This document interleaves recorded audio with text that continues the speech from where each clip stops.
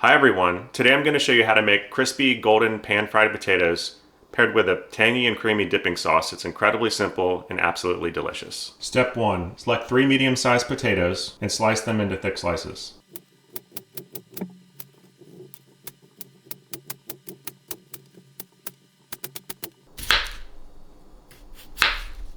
Step 2. Prepare the spices. 1/4 teaspoon of salt,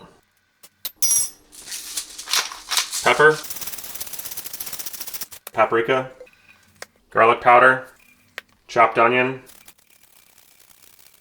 and then optionally you can add some cayenne pepper for an additional kick, and some additional seasoning.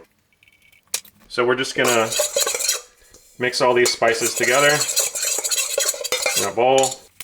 Okay, now we're gonna add the potatoes. And we're just gonna mix it.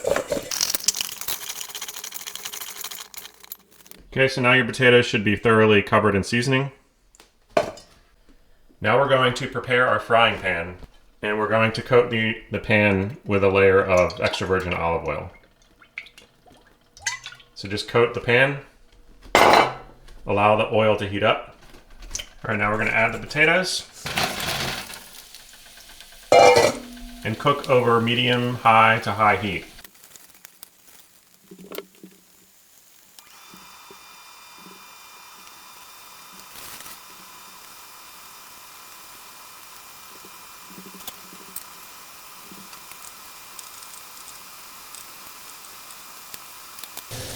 So the amount of time you cook them is dependent on the color, not time. So basically, whatever temperature you're cooking at, depending on how hot your pan is, you're just going to cook it until it gets to this golden brown color. And then you flip the potatoes and then repeat on the other side. Now you can tell when they're done because when you stick a fork in them, it'll easily slide through. You can tell the inner part of the potato has become soft.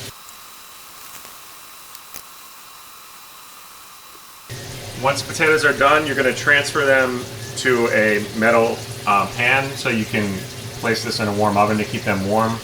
Or if you're ready to eat them, you can just transfer them directly onto the plate. But do not pour it into the bowl. You want to take the potatoes out one by one so that they're not overly covered in oil. Now you can transfer the potatoes into a warm oven to keep them warm for as long as you need. And now for the dipping sauce. You can make whatever sauce you like, but I'm going to show you the one I make. I start with just Chick-fil-A sauce. I probably do 2 parts Chick-fil-A to 1 part any sort of hot sauce or buffalo sauce.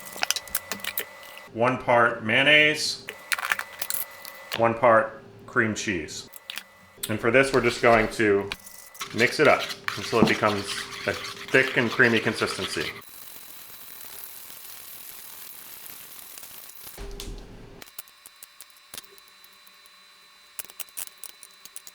Okay, now it's time to try our creation.